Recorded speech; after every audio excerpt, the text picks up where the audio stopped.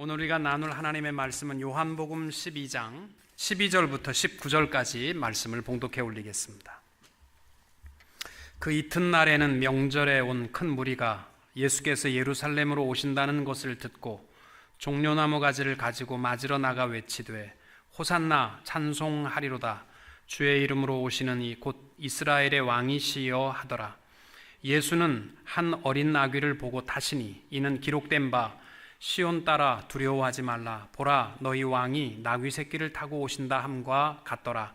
제자들은 처음에 이 일을 깨닫지 못하였다가 예수께서 영광을 얻으신 후에야 이것이 예수께 대하여 기록된 것임과 사람들이 예수께 이같이 한 것임을 생각났더라. 나사로를 무덤에서 불러내어 죽은 자 가운데서 살리실 때에 함께 있던 무리가 증언한지라. 이에 무리가 예수를 맞음은 이 표적 행하심을 들었음이로라. 바리새인들이 서로 말하되 볼지어다 너희 하는 일이 쓸데없다 보라 온 세상이 그를 따르는도다 하니라. 아멘. 예수님께서 인류 구원의 십자가를 짊어지시기 위하여 마지막 예루살렘 성으로 입성하신 주일, 오늘을 우리는 종려주일이라 그렇게 부르기도 하고 순환주일이라 이렇게 부르기도 합니다. 종려주일이라고 부르는 까닭은 예수님께서 입성하실 때 온 군중들이 호산나를 외치며 손에 종려나무 가지를 들고 흔들며 예수님을 환영했기 때문입니다. 순환주일이라고 부르는 이유는 예수님께서 이제 십자가의 고난을 향하여 가시기 위한 예루살렘 성의 입성이었기 때문에 고난주간을 시작하며 우리는 패션 선데이라 그렇게 부릅니다. 여러분, 지금으로부터 2000년 전에 예수님께서 공생애를 마치시고 갈보리 십자가에 달려 죽으시기까지 이제 딱 한 주간이 남았습니다. 그리고 예루살렘에 입성할 때에 그 온 무리가 예수님을 기쁨으로 환영했는데 그들이 이제 5일 후면 예수를 십자가에 못 박으라고 외치리라고는 그 군중들은 아무도 몰랐습니다. 오직 아는 이는 예수님 한 분밖에 없으셨습니다. 6월절이 되면 산지 사방에 흩어진 모든 유대인들이 예루살렘 성으로 모여들었습니다. 왜? 남자는 무조건 1년에 한 번 예루살렘에 와서 하나님 성전에서 제사를 드려야만 했기 때문입니다. 그래서 대략 그때 모인 숫자가 약 250만 명. 여러분 성지순례를 가보시면 알지만 예루살렘이 참 작습니다. 거기에 바글바글하게 모여 있었습니다. 근데 그들이 다 종려나무를 흔들면서 예수님을 환영했다라는 의미는 그 당시에 두 가지 의미가 있었습니다. 첫째는 전쟁 나간 장군이 승리하고 개선행진을 할 때에 온 백성들이 기뻐하며 그들을 환영할 때에는 종려나무를 가지고 흔들었습니다. 또 하나는 왕의 대관식에 왕이 왕 위에 오를 때에는 축하하면서 온 백성들이 종려나무 가지를 흔들었던 것입니다. 이를테면 이스라엘 백성들이 종려나무 가지를 흔들었다라는 의미는 뭐냐면 이제 살았다, 이제 우리 이스라엘의 왕 위에 오르실 분이 오신다라는 의미로 예수를 맞이한 겁니다. 로마의 종노릇, 지긋지긋한 종노릇에서 해방되며 또 이 모든 병으로부터 고쳐주시는 완전한 의원 대신 예수님이 왕이 되시면 우리는 아프지도 않을 것이고 이 지긋지긋한 배고픔에서 아무것도 없이 오병이어로 5,000명을 먹이신 그분이 왕이 된다면 우리는 이제 고생 끝, 행복 시작이다. 그래서 그를 왕으로 맞이했던 것입니다. 근데 예수님께서 예루살렘 성에 그들의 기대에 부응하도록 군마를 타고 오면 아마도 더 큰 기쁨이 넘칠 텐데 예수님은 아무 말도 하지 아니하시고 나귀 새끼를 타고 입성하셨습니다. 그 당시에 나귀 새끼, 지금도 마찬가지입니다만 짐 싣는 짐승입니다. 평민도 안 타고 주로 천민들이나 어린아이들이 타는 것이 나귀 새끼입니다. 예수님께서 발을 끌으시면서 나귀 새끼를 타고 들어오시는 것은 저들에게 하시고자 하는 메시지가 있었던 것입니다. 너희들은 정치적인 육체적인 구원자 메시아 왕을 기다렸는지 모르지만 미안하지만 나는 그런 자가 아니다.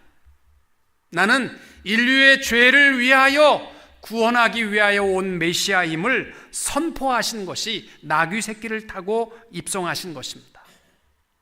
오늘 우리가 종려주일에 이 말씀을 통해서 바라봐야 할 것은 세 가지, 종려주일의 모습을 보면서 등장하는 주요 관점 세 가지를 나누려고 합니다.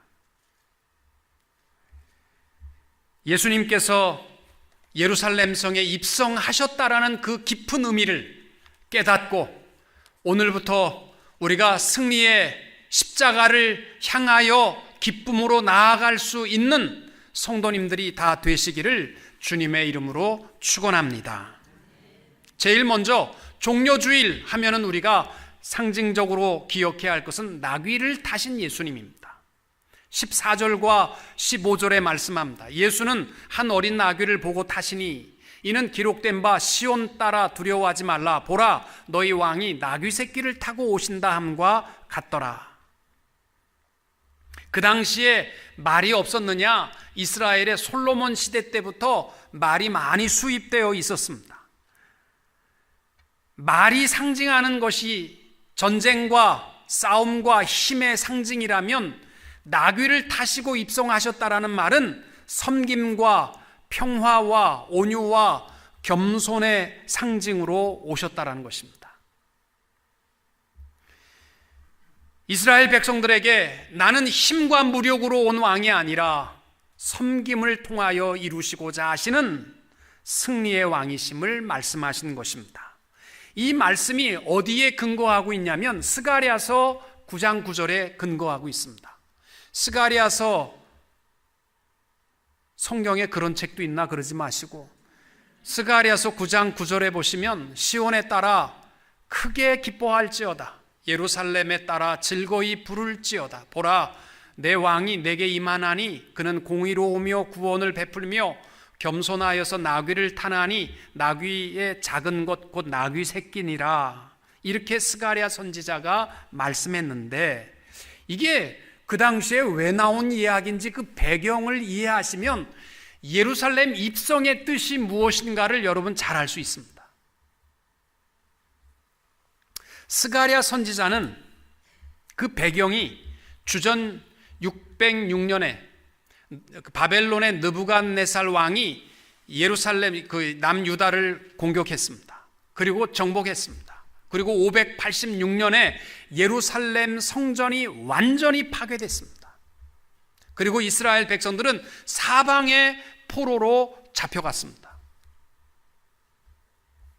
더 이상 이스라엘의 희망이 없는 시대에 바사의 고레스라는 왕이 등장하여서 메대를 공격하고 바벨론을 정복하고 애굽을 정복하고 정복해가지고 바사 왕국을 이루었는데 고레스 왕이 어느 날 유대인의 성경을 가져오기 위해서 읽다가 보니까 이사야 44장과 45장에 보니까 고레스라는 이름이 등장하는 거예요. 자기가 태어나기도 전인데 훨씬 전에 이사야 선지자가 고레스 왕의 이름이 등장하면서 예언하여 말씀한 것이 뭐냐면 고레스가 하나님이 붙들어 열국을 항복하게 할 것이고 닫힌 문을 열게 할 것이다. 이 예언의 말씀을 읽고 그가 감동을 받습니다.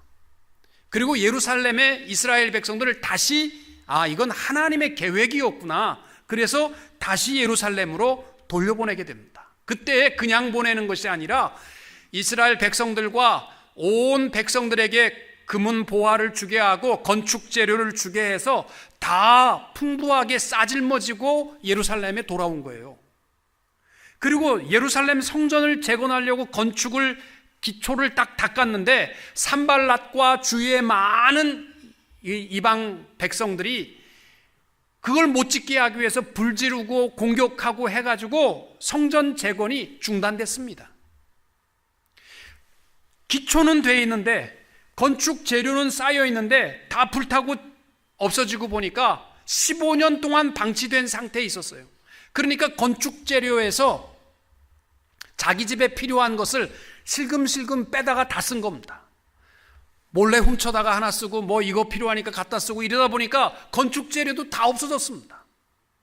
그러면 이스라엘 백성들이 돈이 있었느냐? 돈이 없었죠. 아무것도 없었습니다. 아무것도 지을 수 없는 것도 황당한데 정치적으로는 더 어려웠습니다. 고레스 왕도 죽었고 그 아들도 죽었습니다. 그래서 그 당시에 조로아스터교의 승려였던 가우마타라는 사람이 자기가 고레스 왕의 아들 스메르디스인 것처럼 속이고 왕위에 있다가 다리우스를 중심으로 한 신하들의 반란으로 그를 죽이고 다리우스가 왕위에 섰습니다. 그 정치적으로 막 어려울 때에 애굽에서도 큰 반란이 있었고 바벨론에서도 큰 반란이 있었습니다. 그래서 그것을 이제 누르기 위해서 군대를 보내고 수없는 이 싸움과 또 진압 과정이 있었기 때문에 가장 두려웠던 것이 변방의 반란이었어요. 근데 예루살렘에서 이 성전 짓는 것 때문에 또 문제가 시끄럽다? 그거는 정치적으로 용납할 수 없는 상태였어요. 그러니까 물질도 없는 데다가 지을 생각도 못하고 있는 상태에서 예루살렘 성전을 재건하라. 그리고 나온 선지자가 스가랴와 학개 두 선지자가 나타나서 성전을 재건하라는 거예요. 학개는 없다고 그러니까 없으면 산에 가서 나무를 베어서라도 성전을 재건하라. 이게 학개서예요. 스가랴는 뭐라고 얘기했냐면 두려워 말라. 성전을 재건할 이유가 있다는 거예요. 그게 뭐냐면 스가랴서 1장 16절 17절에 보면 하나님이 다시 돌아온다고 하셨다라는 겁니다. 그 말씀이 이 내용입니다. 같이 한번 내용을 생각하시면서 합독하십니다. 스크린을 보시고 한번 읽어보시기 바랍니다. 같이 읽겠습니다. 그러므로 여호와가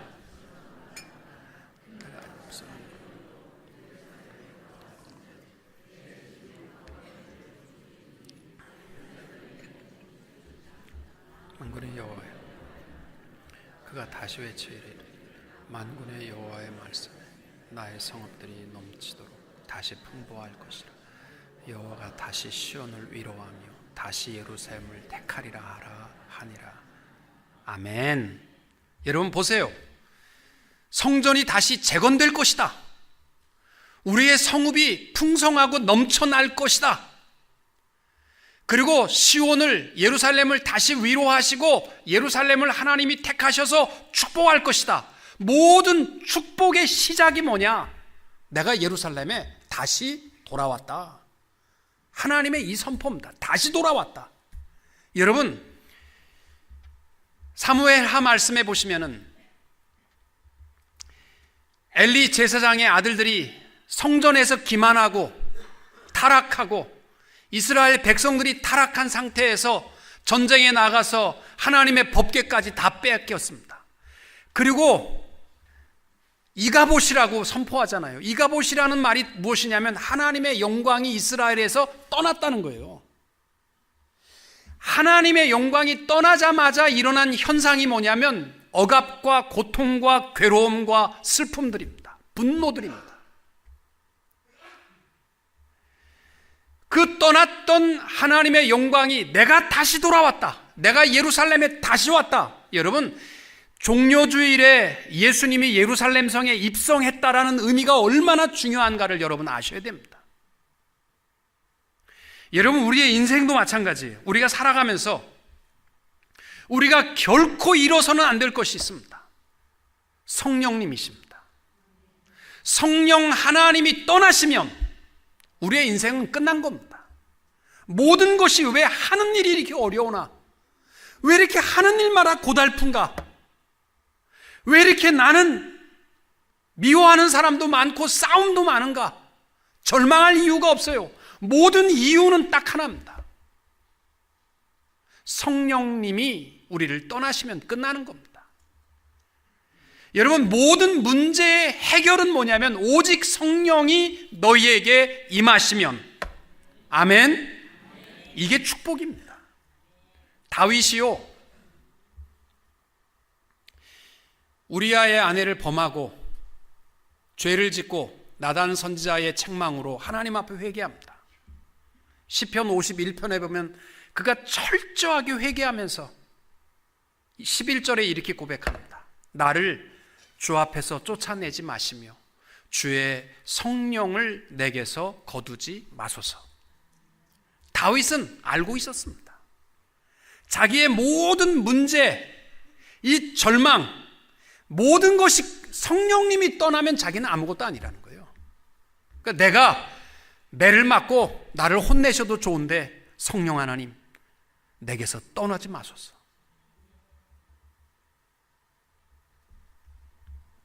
여러분, 오늘 예수님께서 예루살렘 성에 입성하셨다라는 의미가 그냥 들어간 거 아닙니다. 내가 예루살렘에 다시 왔다. 이거는요, 축복의 시작입니다. 회복의 시작입니다. 우리의 삶도 여러분 어려우시거들랑 모든 영역에 지치고 힘드시고 피곤하고 포기하고 싶거들랑 한 가지 요구하시면 됩니다. 성령 하나님, 나를 붙들어 주소서. 성령이 회복되면 나머지는요, 하나님께서 예루살렘 성전에 먹줄 치고 세우는 거 간단하다는 겁니다. 그런데 중요한 것이 그 오실 하나님, 내가 다시 오마 하시는 그 하나님은 어떤 모양으로 오시냐면 나귀 새끼 타고 오신다. 이게 스가랴서의 말씀입니다. 스가랴서 9장에 보면 보라, 내 왕이 내게 임하시나니 그는 공의로우시며 구원을 베푸시며 겸손하여서 나귀를 타시나니 그것도 나귀의 작은 것 곧 나귀 새끼니라. 여러분, 이건 뭐냐면 우리를 회복하시기 위하여 예루살렘에 오시는 그 하나님, 다시 오시는 그 하나님, 그는 칼과 창으로 오시는 분이 아니라 섬김과 겸손의 종으로 오신다라는 것입니다. 종려주일의 축복은 바로 내가 다시 왔다라는 선포입니다. 오늘 이 음성 들으셔야 됩니다. 내가 다시 왔다. 여러분, 주님이 오시는 것은 뭐 위대한 분으로 오는 분이 아니라 섬김의 종으로 오신 분입니다. 교만한 사람은 그 의미를 깨달을 수 없습니다. 내 마음에 분노와 미움이 있으십니까? 교만이십니다. 내 마음에 불평과 괴로움이 있으십니까? 교만이십니다. 종려주일의 축복, 내가 다시 오마, 이 축복은 겸손한 자에게 주시는 축복인 줄로 믿으시기 바랍니다. 두 번째로, 호산나라는 찬양이 종려주일에 우리가 있어서는 안 될 단어입니다. 오늘 우리 찬양대도 호산나를 외쳤습니다. 13절에 보시면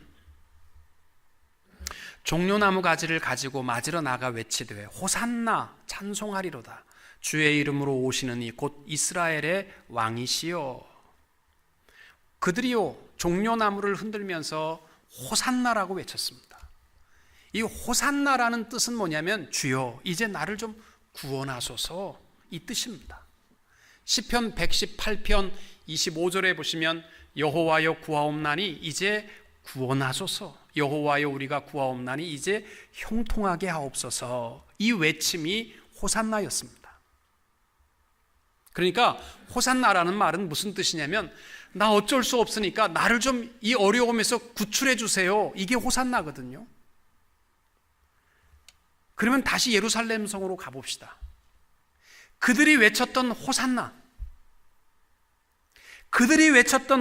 그들은요 그 호산나를 얼마나 크게 외쳤는지 거의 통곡에 가까운 절실한 함성이었어요. 막 소리를 치면서 호산나를 외친 이유가 뭐였을까? 정말 메시아를 환영했을까? 나를 좀 구원해달라라는 이 호산나의 그들의 외침은 미안하지만 그들의 필요에 의한 호산나였어요. 이 로마의 종된 내 삶을 좀 구해달라, 이 배고프고 어려운 압박 속에 있는 내 삶을 좀 구해주세요라는 호산나였어요. 사실 오늘날 우리가 부르는 호산나는 그거 아니잖아요. 주님 나 배고프니까 호산나 그런 사람 없잖아. 오늘 찬양대 그런 분 없으시죠? 우리의 구원의 주, 죄로부터 나를 구원하신 하나님을 찬양하는 호산나지만 예루살렘 성에서 그들이 외쳐놓은 호산나는 우리랑 의미가 달랐던 거예요. 근데 중요한 거는 바로 이겁니다. 그들은 자기의 괴로움을 가지고 호산나를 외쳤는데 주님이 들으셨을까요? 안 들으셨을까요? 들으셨어요. 이게 신기한 일입니다. 왜냐면요, 누가복음 19장 39절에 보면 이렇게 되어 있습니다. 무리 중 어떤 바리새인들이 말하되 선생이요 당신의 제자들을 책망하소서 하거늘 대답하여 이르시되 내가 너희에게 말하노니 만일 이 사람들이 침묵하면 돌들이 소리 지르리라. 바리새인들이 온 백성이 막 괴성을 치면서 호산나를 외치니까 소외감이 생긴 거예요. 그러니까 예수님을 향하여 예수님 좀 조용히 좀 시키세요. 이게 뭡니까? 그 예수님이 하신 말씀이 그들이 잠잠하면 돌들이 소리치리라. 돌들이 구르르 소리 내는 것을 주님이 뭘 들으실 게 있어요. 그러나 괴로움과 고통 속에 그들이 부르는 그 호산나라 할지라도 주님은 받으셨다라는 사실. 이번 우리 종료주일에 내 마음은 부끄럽고 하나님을 찬양하며 기도하기에 부족할지라도 힘을 다해 하나님을 찬양하면 하나님께서 받으실 줄로 믿으시기 바랍니다. 이사야서 58장 6절부터 보시면은 우리 주님은요, 압제 당하는 자의 고통을 들으시고 또 고아와 과부의 괴로움을 기억하시는 하나님이신 줄로 믿으시기 바랍니다. 우리 같이 한번 이사야 58장 말씀을 읽겠습니다. 스크린을 보시고 시작. 내가 기뻐하는 금식은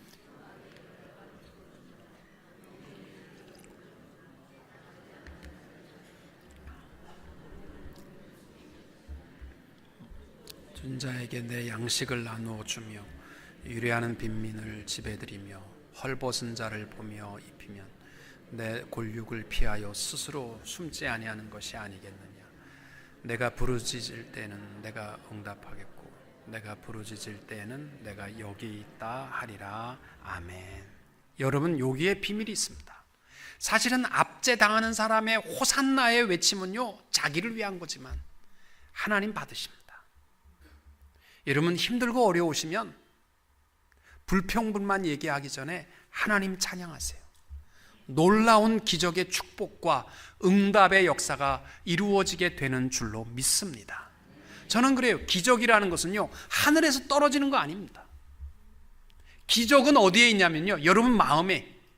힘들고 어려운데 호산나 하나님을 찬양하기 시작하면요, 거기서부터 하나님의 기적의 역사가 이루어지게 되는 줄로 믿습니다. 여러분, 사도행전 16장에 보면 바울과 실라가 점치는 여인을 고쳐줬다는 죄명 때문에 빌립보 감옥 안에 죽도록 매를 맞고 갇혔습니다. 그들이 한밤중에 하나님을 찬미하며 기적이 일어납니다. 여러분, 찬양할 여건이 아닌데 하나님을 찬양하잖아요.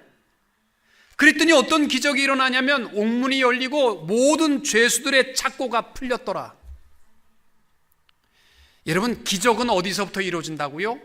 우리의 마음입니다. 하나님을 찬양할 수 있는 마음부터 하나님의 기적의 역사가 이루어지게 되는 줄로 믿습니다. 이 많은 사람이 찬양하는데 나 하나 달라질 거 하나도 없다, 이렇게 생각하는 분이 계실 거예요. 아닙니다. 하나님은 여러분의 찬송을 통하여 응답하시고 역사하시는 하나님이신 줄로 믿으시기 바랍니다.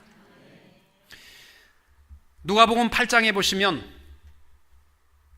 12년 동안 혈루증으로 고생하던 여인이 예수님께서 지나가신다는 소식을 듣고 그 수많은 사람들이 예수님을 이리 밀고 저리 밀고 하면서 그 가운데로 예수님이 지나가시는데 몰래 예수님의 옷자락을 만졌습니다. 그는 답답한 마음을 가지고 혹시나 예수님의 옷자락을 만지면 내 병이 나을까 해서 만졌습니다. 그 수많은 사람들이 밀리니까 주님이 모르실 줄로 알았는데 주님이 아시잖아요. 누가 내 옷자락을 만졌다. 그러니까 제자들이 아유 예수님 지금 이 많은 사람들이 밀고 있는데 뭘 그런 걸 따지 그냥 가세요. 아니 만졌다. 이게 무슨 뜻이에요?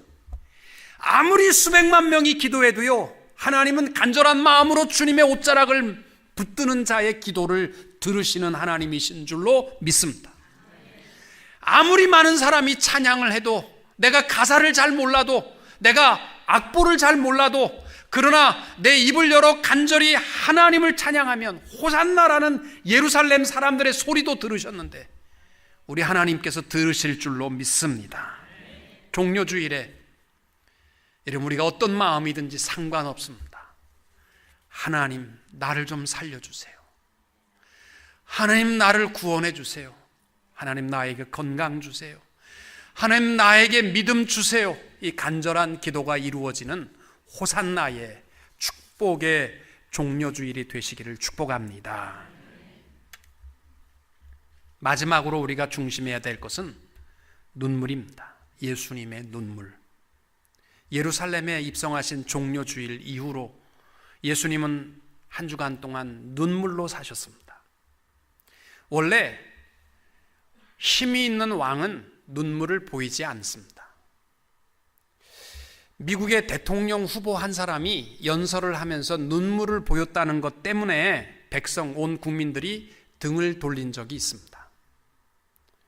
그러나 우리의 죄를 용서하시고 우리의 부끄러움을 씻어주시기 위하여 오신 예수님은 왕의 왕이시지만 눈물을 보이셨습니다. 제 친구 목사 가운데 지금도 목회하는 목사님, 목사의 아들로 목사가 됐습니다. 근데 자기는 목회를 하면서 자기는 어렸을 때 고등학생 때 대학생 때 자기 아버지가 강단에서 십자가 설교하고 예수님 설교할 때마다 그렇게 오셨답니다. 그럼 자기는 그게 싫었대. 그래서 끝나고 집에 오면 저녁에 아버지 꼭 왜 그렇게 찌질하게 울면서 목회해야 돼? 안 울고 목회하면 안 돼. 다른 사람은 안 우는데 아버지도 좀 안 울고 목회하면 좋겠어. 왜 울고 목회해? 왜 그래? 동정원에? 자기가 그렇게 얘기했대요, 아버지한테. 근데 자기 아버지가 한마디 대답도 안 하셨답니다. 자기가 은혜 받고 예수님의 사랑을 깨닫고 목사가 됐습니다. 지금 목회를 굉장히 작게 하세요. 근데 강단에 설 때마다 그렇게 눈물이 난답니다.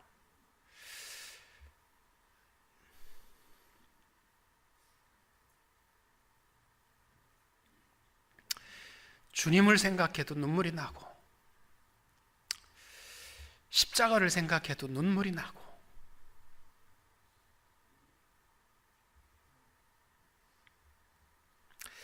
자기가 우는데 자기 아들이 자기를 뻔히 쳐다보고 있는데 자기가 그 얼굴을 안다는 거예요. 너무 못마땅해서. 아버지 좀 안 울고 목회하면 안 돼? 근데 자기 아들은 자기보다 낫대. 자기는 아버지한테 막 가서 따지고 그랬는데 자기 아들은 자기한테 한마디도 안 하지만 자기가 울 때마다 아들은 못마땅하게 생각한다는 거예요. 그러나 분명한 것은 자기 아들이 예수의 사랑을 깨닫는 순간에는 눈물을 흘리지 않을 수 없다라는 사실입니다. 여러분, 주님은 예루살렘에 들어오시면서부터 우셨습니다. 마태복음 23장 37절에 보시면 예루살렘아 예루살렘아 선지자들을 죽이고 내게 파송된 자들을 돌로 치는 자여 암탉이 그 새끼를 날개 아래 모음같이 내가 내 자녀를 모으려 한 일이 몇 번이냐. 그러나 너희가 원치 아니하였도다. 타락한 예루살렘과 멸망을 앞에 둔 예루살렘을 보며 하염없이 우셨습니다. 또 겟세마네에서 사명, 십자가의 고통을 바라보시면서 사명을 이루시기 위하여 우셨습니다. 그 눈물과 그 땀 흘림은 핏방울처럼 흘리신 것이었습니다. 또 예수님이 십자가에서 저를 조롱하는 자들을 용서하시면서 눈물로 주여 저들이 하는 일을 알지 못합니다. 저들을 용서하여 주옵소서.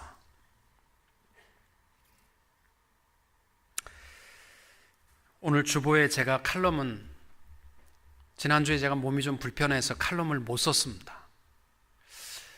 그래서 2015년도에 주보에 실었던 칼럼을 다시 실었습니다. 철없는 기쁨과 답답한 눈물이라는 제목입니다. 유대의 백성들은 철없이 기뻐했습니다. 주님은 답답한 눈물을 흘리셨습니다. 여러분, 복음은, 예수님은 눈물과 피로 우리의 죄를 용서하시고 씻어주셨습니다. 그런데 우리는 너무 메말라 살아갑니다. 아무리 십자가를 생각해도 그 사랑에 감격하는 것을 잃어버렸습니다. 내가 부끄러운 죄를 범해도 하나님 앞에 회개의 눈물, 얼마나 부끄러운가를 깨닫지 못하고 살아가고 있습니다. 마음이 굳어버렸습니다. 사랑하는 성도 여러분, 우리 주님은 우리를 위하여 우셨습니다. 이번 고난주간 우리 모두가 다 좀 굳어버린 마음을 눈물로, 십자가의 사랑의 눈물로 회복할 수 있게 되시기를 바랍니다. 내일부터 우리 새벽 예배 시작합니다. 제가 아프지만요, 특별 새벽 예배는 제가 하려고 애를 쓰고 기도하고 준비 중에 있습니다. 여러분도 다 나와서 이번 기회에 우리 교회가 십자가의 사랑으로 다시 한번